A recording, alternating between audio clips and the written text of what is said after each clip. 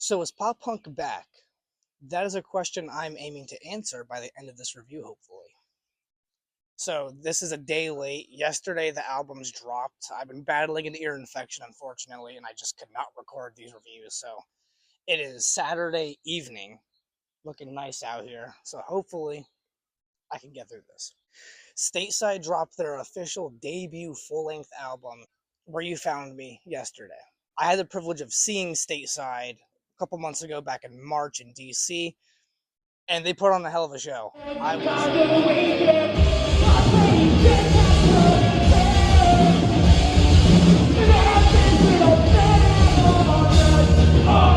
I talked to the singer. He's a very good guy. Nothing but good things to say about him. He's a very down to earth kind of guy. You know what I mean? But let's get to the review. Where You Found Me is a it feels like a reset of pop punk almost, to where it's kind of coming full circle. They beautifully blend modern pop punk in the sense of, like, like Neck Deep and Prime the Story So Far, Knuckle Puck, kind of mid 2010s feel of pop punk.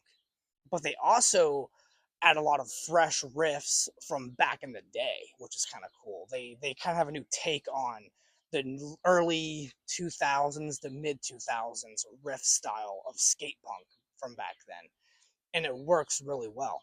Now the album opens up with Heads Up Big Guy.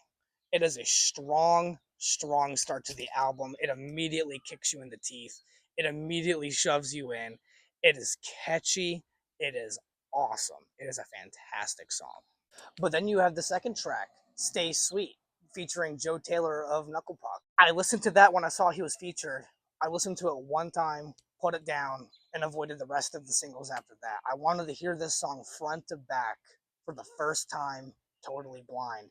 And I did so successfully. They kept trying to put in Like a Rosary, which, the 30 seconds I heard of it every time before I realized what it was. It just kept building my excitement because I hadn't even heard Like a Rosary front to back until the album. And I'd heard the first 30 seconds like a lot of times. So that was kind of funny, playing like cat and mouse with them trying to sneak that single in. But I'm like, look, I'm gonna listen to it. I know I'm gonna listen to it 100 times, but it's just gotta wait for it to come out. And I'm glad I waited. But other awesome old school catchy pop punk songs. You have Vista Verde, which is great. You have my favorite song, Alley Song. That thing is so okay. It's been stuck in my head. Like every time I come back home again, everyone's asking where you've been. That has been stuck in my head for like since the album came out. I was like, this is my favorite song, hands down, no questions asked.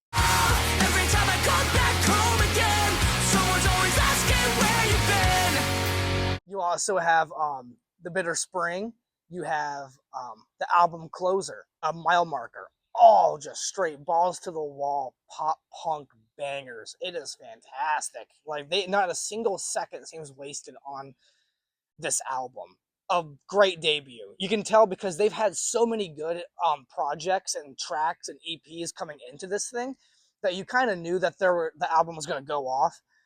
And I've been listening to the EPs. I've been listening to the singles, their old stuff, up until the album came out. All week I've been listening to it, and yeah, I this is hands down their best stuff so far. Somehow they managed to top that older stuff because the older stuff is so good.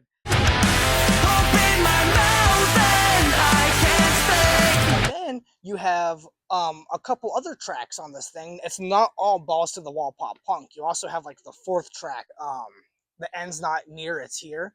It's very emotional. It's very heavy, but it's not that fast paced pop punk style. It's more slower. But then by the end of it, it comes to a chanting scream at the end, and you're just like, let's go.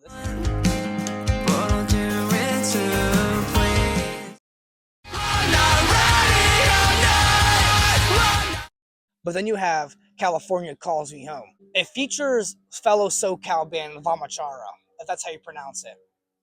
From my understanding, another very big Southern California scene band. So the song kind of acts as a love letter from both Southern California bands to the state of California, which is awesome. It also features vocalist David Lona, who brings the screams. He is going in on that track. All in all, I don't even know how to grade this because this is my first official review. Um, I'm thinking about the star scale just to keep it simple and quick right now, and I'll revisit these albums at a later date and give them a higher level, like a number grade basically.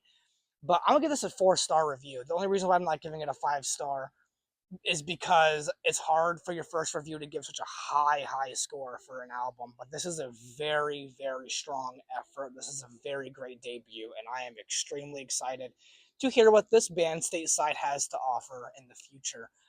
Um, I've heard all their music before. All of it is great, and they've managed to top it with this, and I'm very impressed. And you should be on the lookout. Check this damn album out.